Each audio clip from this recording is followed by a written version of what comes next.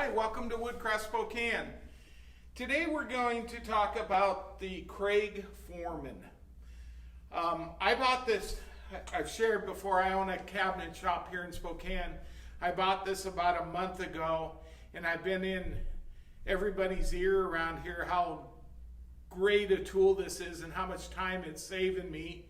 And Woodcraft this month in our flyer happens to have the Kreg Foreman.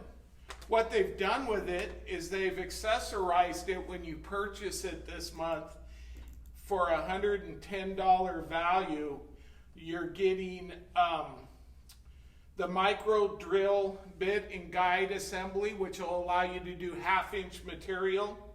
You're getting the Automax HD clamp system. So once you've drilled your pocket screws, it makes it way easier to clamp your material to put it together. And you're also getting the Kreg Basic cabinet making booklet with it. So having a cabinet shop and cutting hundreds of pocket screws, it always took a while to set the jigs up. I was always trying to figure out a way to save some time. So when this thing came out, and I talked to one of our other sales associates in here, Ed, who's had one for a while, he said, man, you've got to take a look at the Foreman. So I bought one and absolutely love it. What we're going to talk about today is, it's easy for me to be all excited about the product, or my friend Joel here to be all excited about the product, but what happens when you get it home? One of the things that I'll tell you that impressed me about this Foreman was the owner's manual that Kreg sends with this. It made it very simple right out of the box to get this thing up and running and working for us. A lot of times I find that, you know, we don't take the time to read the owner's manual. Even last night when I was going through this for the class, I found out something else that this thing could do that I never even knew. So there's a couple things that we have to go through right of the way. So you get your Kreg Foreman out of the box. It's going to come with this handle depressed. This is the release right here to lock that handle up or lock it down when it's traveling. You can see with us, we have it in the upright position. The other thing that they tell you to do is hook up the dust collection. And we're going to talk about that in a little bit. They want to make sure that your, what they're calling your level panel, or that your panel is level. Mine was absolutely perfect out of the box, so I didn't have to do anything as far as leveling it. These here, and Joel, I don't know if you can see them, these knobs here are what's called your fence lock knobs. There's a procedure to change the tension on them. Again, mine was perfect right out of the box. So let's go ahead and cut a couple pocket screws. The first thing that we do is we're going to set our fence. And again, I know you can't see it from back there. I'm going to go ahead and zoom in for our viewers. Just give me uno momento.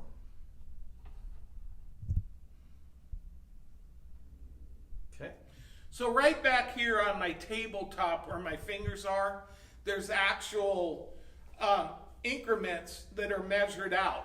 So where we use 3/4 inch product for our face frames, common is 2 inches, maybe up to 2.5 wide. The first thing that we do is we come over to here at 3/4 inch and we lock down the fence. I'm going to come on in. Okay. We come over to this side right here. We line up the back of the fence again with the 3/4 inch mark, and we lock our fence down. You can see right here, Joel, that it says 3/4 and it says 3/4. Okay. So that's the first step. Oh, one of the other things, Joel, since you've got the camera over here, this has a built-in cubby right here for all the little accessories that go with it. Can we see it? Yeah, absolutely. So I'm going to move that fence again. So there's an Allen head, and there's even, Joel, are you ready for this? A little prop rod. No. So if you can see right in here, I have my driver, my Allen head. I have the attachment for the micro, which moves that to a 1/2 inch. This little setup block that all rides in that little cubby. So I don't have those little parts wandering around in the shop. And again, to take and put that back where it belongs, you release the prop rod, and voila, you're back where you need to be. So we'll start lining this fence up again here. And again, I'm taking the back of the fence and I'm lining it up with the 3/4 inch mark. I'm taking the back of my fence and I'm lining it up and locking it down with the 3/4 inch mark. And these directions are very clear in the book on what we're doing for the operation of this thing. So the next thing that they tell us is we need to choose our screw. Where we're not doing a demo on the actual pocket joint itself, there's a couple different things that go into it, but the thing that we need to know as woodworkers is they make a coarse screw and a fine screw. The coarse screw is for softwood and plywoods. The fine threaded screws are for your hardwoods. So they're telling you to make sure that you're using the correct screw for the application of wood that you're using. I know by doing this for years that when I'm dealing with 3/4 inch product, I'm dealing with the 1 1/4 inch screws, Joel. So that part of it I've got done. Now it says I need to set the drilling depth. And you see me continue to look at the manual on this. I do that so that you understand, again, everything's in this manual. It makes it really easy. So what it tells me is that when I pull it down, the tip of the bit should be just touching that fence. And I come over here, and Joel, can you see where I've got just a touch of separation between the tip of my bit and my fence? I do. Okay, that's set up in the proper position. All right, so that's the second part of setting my fence. The third part of setting my fence is, Joel, they include this little block here. Okay, and what it is you can see that, Joel, they've got it numbered out for what size screw you're using. Again, we're 3/4 product, so we're going to use the 1 1/4 inch screw. I'm going to set it right over to here, Joel. I'm going to bring my bit right into that hole. Trick shot. Trick shot. Bam. I know now, Joel, that my bit length is set correctly for the 1 1/4 inch pocket screw. So those are the 3 things that we have to do to get this thing ready. Set our fence, set where the tip of the bit is meeting the fence, and then use our guide block to make sure that we're okay with the application of screw we're using. So now I'm going to come over, Joel, with a piece of 3/4 inch face frame material, which would be pretty common for what I'm doing. I'm using my scale over here, Joel, and I'm centering it just like that. So I'm going to screw down my stopper, and I want it to just be enough pressure, Joel, that when I bring my handle back, it's applying pressure too. So I want to make sure that I've got the end of my material butted up to my fence. Does that make sense? It does. All right. So this also has a lockout in it that I can take, and it's drilled right there on the trigger. I could take and put a little padlock on it. I could take and put a wire tie on it. I could do whatever I wanted for a lockout on that, Joel. So someone can't come by and activate this machine that we don't want activating the machine. So on this, I'm going to take and turn it on by pulling my trigger.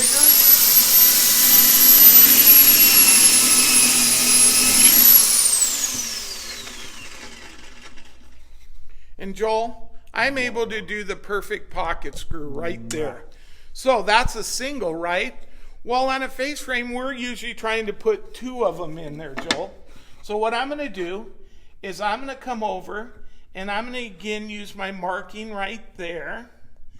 And I'm going to line that up, I think about right there.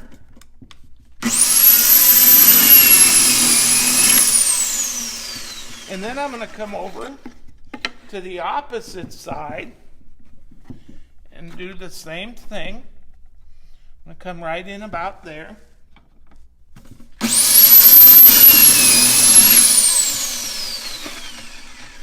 And Joel, I have 2 pocket screws ready to go to put this face frame together. Now, one of the other things they do for us to keep it simple is they see these black stops, Joel? Coming over? They're right here. They're attached to the fence. They're adjustable. So let's say that I am doing the same piece of wood dimension every time. Okay? Mm-hmm. And I need to make sure that that's in the same spot every time. I come over, I push it against my fence, my stop tells me where I want to be, and again, this is adjustable to anywhere I want along this track, Joel. That's what the little Allen wrench is for. So you loosen it up and it can slide. Yes, you loosen it up and you can slide it. Perfect. So in this case, to get repetitive pocket screws, I line it up. I make sure that, again, I'm just barely making contact. That saves a lot of time. It does save a lot of time. And Joel, did you notice that we switched from a hardwood in poplar to 3/4 inch cabinet plywood? And we didn't have to do anything with that bit or our setup. So same bit. So I can come over here. I've got my stop set up over here.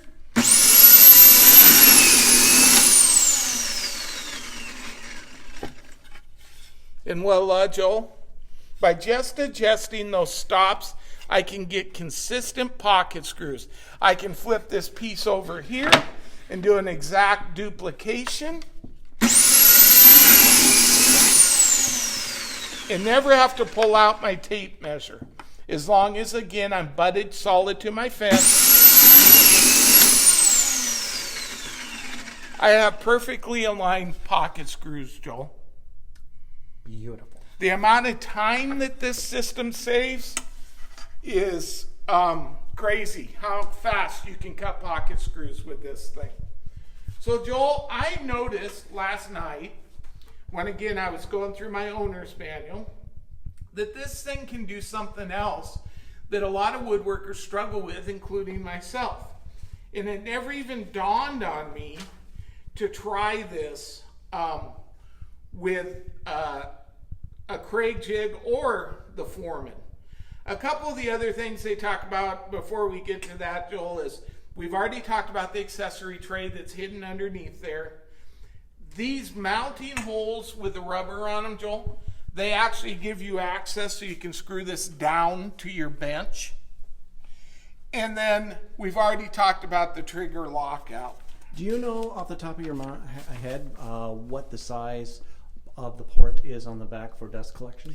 I took a tape measure to it, Joel, here, and it looks to me to be that the inside diameter is about 1 inch, outside diameter is about 1.25 inches. Okay. And again, at the end, I want to cover something on dust collection with this machine. Okay? So Joel, I know that you primarily are a turner, but there's times where maybe you want to go ahead and make a picture frame, right? But we all know how hard it is to get that 45, right? What do we do? How do we glue that? Do we just do a butt joint with glue? Or could we do it with a pocket screw? Well, we have never tried this, Joel, and we're going to just see how easy it is. Ooh, live on Facebook. Live on Facebook. Trying something different. So this is talking about mitered corners. So the only disclaimer I found on this whole thing was our product has to be at least 2 3/8 wide. So anything 2 3/8 wide, we can go ahead and do this. So it says, the 2 pocket holes with our recommended 9/16 center to center spacing fit entirely on the face of a 3/4 inch board, at least 2 3/8 wide. simply set up the machine for 3/4 inch stock, which we've already done. Then with the mitered end of the workpiece against the fence, drill one hole 7/16 from the mitered heel and one hole 2 15/16 from the mitered toe. All right, so it's telling me right here that if I come over here and I'm coming in. and look at my zeroing mark, if I come over, let me double check our numbers here. If I come over 7/16 from 0, and we got 1, 2, there's 8. So we are going to come, Joel, it looks to me like we need to come right about that being. Hey, I got a question. Yes, sir. Are pocket holes as strong as mortise and tenon joinery? I believe they are. Joel, in our face frames in our cabinet, we've never had a failure. We don't even glue our pocket holes. That question's from April. Oh, yeah. April, nice to see that you're aboard and checking us out. April's one of our new sales associates at Woodcraft. So come in and say hello to her. So, yes, I believe that they are. And again, we don't even glue our pocket screws in the shop. And I've never had a call back on a failure. So we're going to come over here and we're going to look at this dome. We're going to find 7/16. So I'm thinking that we need to be somewhere right around there, Joel. We're going to come in. Oh, yeah. Oh, yeah, Joel. Did that work for you? That absolutely worked great. Like butter. So now, we come over here and it says that I need to come the opposite way to 2 5/16, Joel. So there's our 2-inch mark. And 5/16, 1, 2, 3, 4, 5. It looks like, Joel, that it should be somewhere right around there. And look at that, Joel. We could now take this 45 with a little bit of glue and reinforce it with that pocket screw right there. And again, I've never done this until right now. And you saw, other than having to look back in the book to get our measurements, I had to make no changes to this at all. One of the things it talks about on this, Joel, where I've put them both on one side, because they give you the measurement, you could put one on one side and alternate the other one to the other side and come up with the same thing. So I know the next time I'm fighting to figure out 45s and how to get a good joint on them besides just butt joint with glue, I'm going to look to my Kreg Foreman. And again, the only restriction is you have to be wider than 2 3/8. So, since you use this as an example for evidently me making picture frames, what glue would you suggest we use with those? Okay, so Joints? especially Or is it glue even necessary? on this, I would glue, Joel, and I would take and on this kind of deal, Joel, we take and seal our ends, especially on plywood. So I'll take my finger and rub a light coat, and I mean a very light coat on there. Rub a light coat on there and let it dry for about 5 minutes. And then I'll come back with enough glue that when I put that joint together, I'm going to get a little bit of it popping out of the joint. The reason being is I'm sealing those ends. Otherwise, these act as a sponge, and they'll suck all that glue in, and then you end up with a dry glue joint. I find that the same way on our face frames. Joel, it doesn't matter if it's plywood or hardwood. If we're taking and needing to glue this end piece, we're going to take and pre-glue that end so that we have that glue no longer being sponged into the wood. Did that answer your question? And as far as the glue itself, I don't have stock. I don't get paid for endorsing products here, but we use the Type Bond system in my shop, Joel. And 90% of the time we're using a Type Bond 2. There's 3 different kinds of Type Bond. Type Bond 2, well, there's more than that, but in my world, we either have Type Bond 2, or Type Bond 3. Type Bond 2 is water resistant. Type Bond 3 is waterproof. So we find that if we use Type Bond 2, that way, if I were to build you a cabinet that, let's say, went into your bathroom where there's a lot of steam and moisture, I'm probably going to put that cabinet together with Type Bond 3 if I need to do any gluing.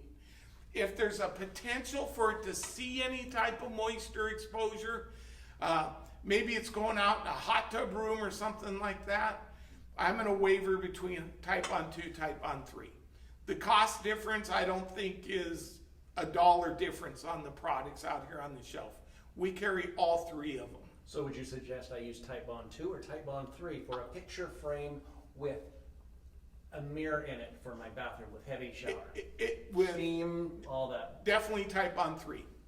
And it has nothing to do with the strength of the glue. It just has to do with the ability to be waterproof or water resistant.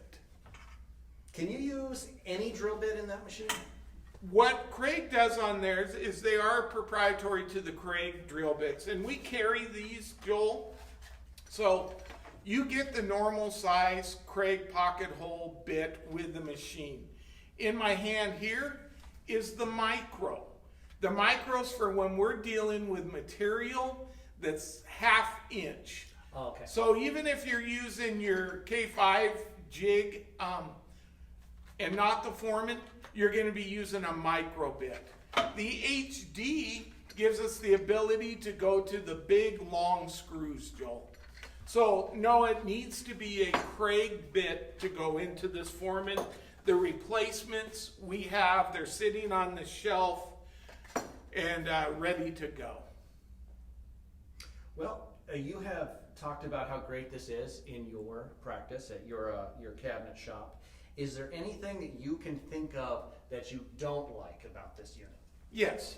Joel, there's something that I struggled with when I first pulled this thing out of the box and first used it, and that's the dust collection on it. And so I did a little bit more research, and I'm not a guy that makes decisions on what I find in social media or the blogs, but everyone seemed to have, that I was able to find, seemed to have the same concern, and it was the only concern I could find on the whole machine. I went to Ed in here, who's had his for a long time. He's one of our sales associates. I believe that the dust collection system is a little weak on these things. This is the tube that they send with the machine right here. Let me get a good look at that. Okay. What I found by using this tube is, and this was hooked up directly to my jet dust collector about 5 feet away, so I'm pulling as much as I can with that dust collector. I found that I wasn't getting good evacuation of the chips. So what we did in my shop, Joel, because I have a dedicated Kreg cart that this sits on, I took my phenolic top and I cut a 4-inch hole with a hole saw in my top. I went out to our vacuum supplies. I bought the funnel piece that I screwed to the bottom of my phenolic top. And so now I take my dust collector 4-inch hose, hook it directly into the bottom of that funnel piece, and I leave this disconnected. So now every time that I go to use this, I turn on my dust collector and those chips are flying out of there. So that was the only thing that I would say that I was a little disappointed in this machine, Joel, and that's the dust collection, but it's easily remedied. My friend Ed, again, another guy that works here, did the same thing with his and has had no problem since doing it. If we look at this, and we've cut 1, 2, 3, 4, we've cut about 8 or 9 holes, Joel. I'm going to lift this up and show you. See our pile of sawdust? It's all centralized to one spot. So if this was the Kreg table that I have at home, like I said, I took and drilled a hole right here. It drops down into that, through a 4-inch right into my dust collector, and I've had no problem with chip evacuation since. I'm not beating up on the Kreg product. I love it. But that was the one modification we made to make it more efficient in the shop. Fantastic. Any other questions, Joel? Yeah, there is one from Facebook, and it's a simple question. It says, will MDF dull the bit faster? I don't believe it will. I've never experienced that using my regular K5 bits or that. I would probably have to do a little more research on that, Joel, but I would see no reason why it would, because we're using hard rock maple, we're using oak, Purple Heart. We're drilling a lot of different woods for pocket screws. I really believe that this thing is universal to whatever wood we're using. About the only thing it won't do, Joel, is turn a duck call. But you could drill the hole in the duck call. You could drill the hole in the duck call. Let me just double check here, see if there's anything else. Ted says he loves his Foreman. April says, is it a 110 power wise? Yes. Alright. Good question, April.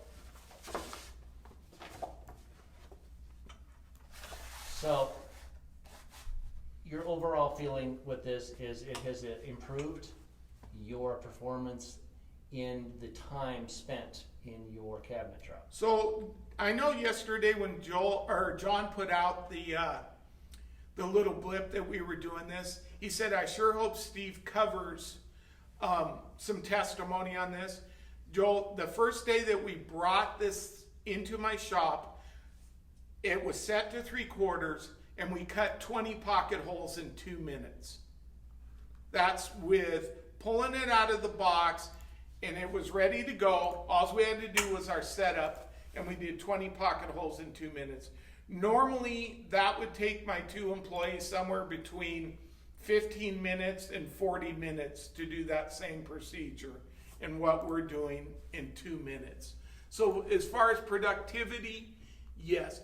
Does that mean that only the guy that has the cabinet shop should be buying this? No. If you're cutting a lot of pocket holes, you're getting ready to do your own cabinets, you're getting ready to build some furniture, this is a very useful piece of equipment and does not have to be in a production shop. I wish I'd have bought it years ago when it first came out.